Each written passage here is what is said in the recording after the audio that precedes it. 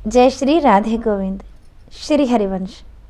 हमारे प्रियाजू हम सब पर अपनी कृपा दृष्टि सदैव बनाए रखे।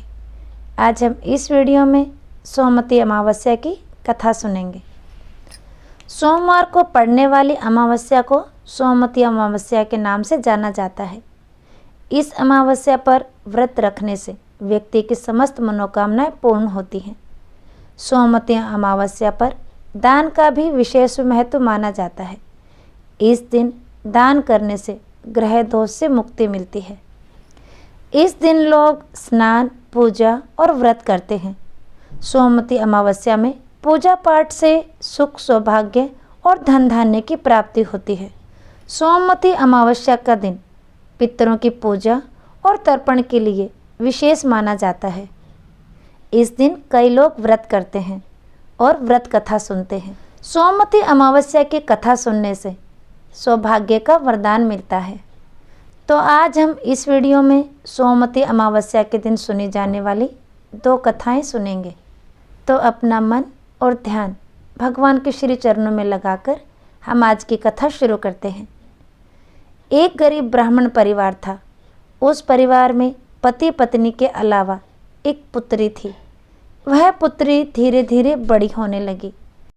उनकी पुत्री में समय और बढ़ती उम्र के साथ सभी स्त्रियोचित गुणों का विकास हो रहा था। वह लड़की सुंदर, संस्कारवान एवं गुणवान थी, किंतु गरीब होने के कारण उसका विवाह नहीं हो रहा था। एक दिन उस ब्राह्मण के घर एक साधु महाराज पधारे। वो उस कन्या के सेवा भाव से काफ़ी प्रसन्न हुए। कन्या को लंबी आयु का आशीर्वाद देते हुए साधु ने कहा कि इस कन्या की हथेली में विवाह योग रेखा नहीं है। तब ब्राह्मण दंपति ने साधु से उपाय पूछा कि कन्या ऐसा क्या करे कि उसके हाथ में विवाह योग बन जाए।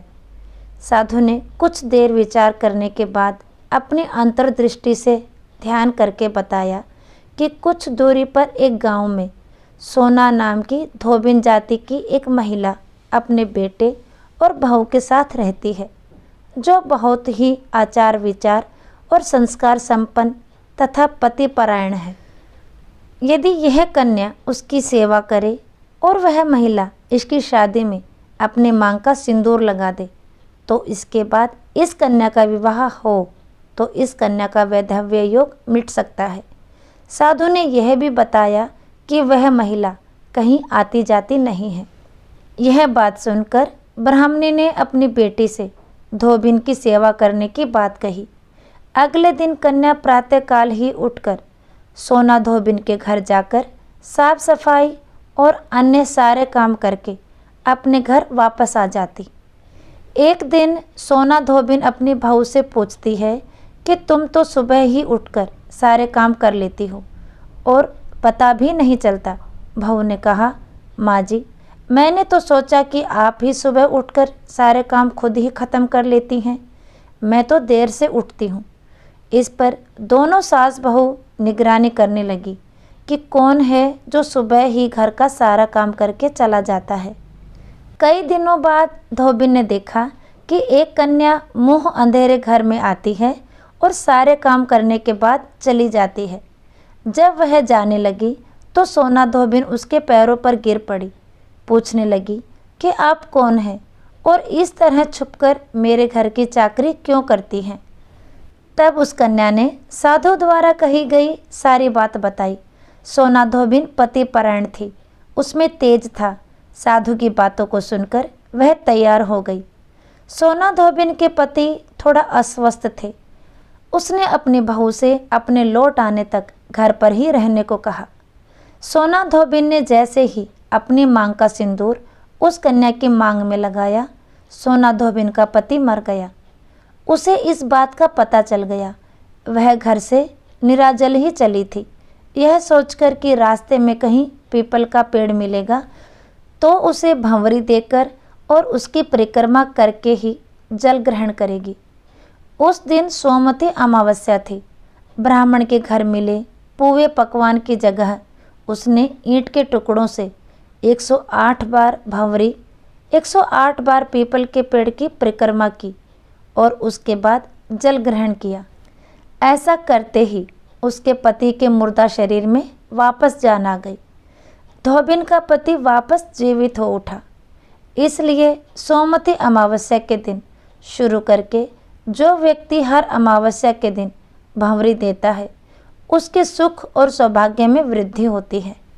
पीपल के पेड़ में सभी देवताओं का वास होता है, अतः जो व्यक्ति हर अमावस्या को ना कर सके वह सोमवार को पड़ने वाली अमावस्या के दिन 108 वस्तुओं की भंवरी देकर सोना, धोबिन और गौरी गणेश का पूजन करता है, उसे अखंड सौभाग्य की प्राप्ति होती है। ऐसी प्रचलित परंपरा है कि पहली सोमवती अमावस्या के दिन धान, पान, हल्दी, सिंदूर और सुपारी की भंवरी दी जाती है।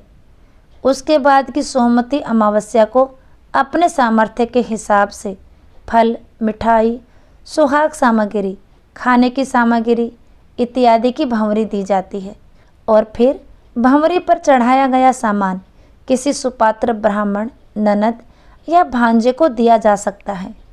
और अब सुन लेते हैं सोमवती अमावस्या के दिन सुनी जाने वाली दूसरी कथा। एक समय की बात है, एक साहूकार था जिसकी एक बेटी और 7 बेटे थे। उनके सभी बेटों का विवाह हो चुका था, जबकि बेटी अविवाहित थी। इस बात से साहूकार और उसकी पत्नी बेहद परेशान थे। साहूकार एक साधु का भक्त था जो अक्सर भिक्षा लेने और उन्हें आशीर्वाद देने के लिए उनके घर आता था। साहूकार की पत्नी ने देखा कि साधु ने उनकी सभी बहुओं को समृद्ध जीवन का आशीर्वाद दिया, लेकिन उन्होंने कभी उनकी बेटी को आशीर्वाद नहीं दिया। इसके बारे में जब उन्होंने साधु से पूछा तो बिना कुछ कहे वहाँ से चले गए। इससे साहूकार की पत्नी का शक और बढ़ गया। जो कुछ भी हो रहा था उससे चिंतित होकर उन्होंने अपने परिवार के एक पंडित से सलाह ली और अनुरोध किया कि वह उनकी बेटी की कुंडली पढ़े।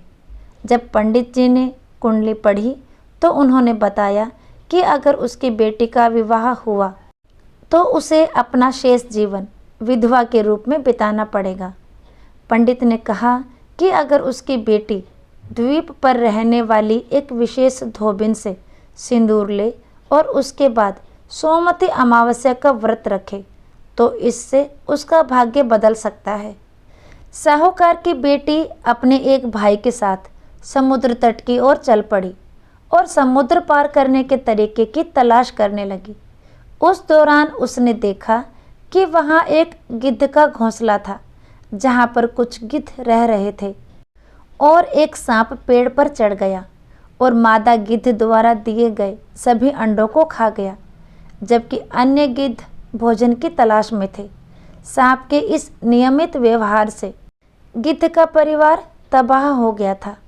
इसके बाद लड़की ने खतरे को देखा और सांप को मार डाला और गिद्धों को उस परेशानी से मुक्त कर दिया। इससे गिद्ध बहुत खुश हुए और समुद्र पार करने और द्वीप पर पहुंचने में उनकी सहायता की। जब साहूकार की बेटी आई तो उसने छिपकर धोबिन की सेवा की, जिससे धोबिन बहुत प्रसन्न हुई। एक बार जब धोबिन को उसके अच्छे काम के बारे में पता चला तो उसने उसे आशीर्वाद दिया, साथ ही अपने हाथों से सिंदूर देकर उसकी खुशहाली की कामना की और भविष्य में उसके सुखमय और समृद्ध विवाह का आश्वासन दिया। इसके बाद साहूकार की बेटी ने सोमवती अमावस्या का व्रत किया और विवाह करके सुखी जीवन व्यतीत किया। तो इस वीडियो में आज हमने सोमवती अमावस्या के दिन सुनी जाने वाली कथाएं सुनी। तो आज का वीडियो यहीं तक, फिर मिलेंगे अगले वीडियो में। तब तक के लिए सभी को प्रेम भरी राधे राधे।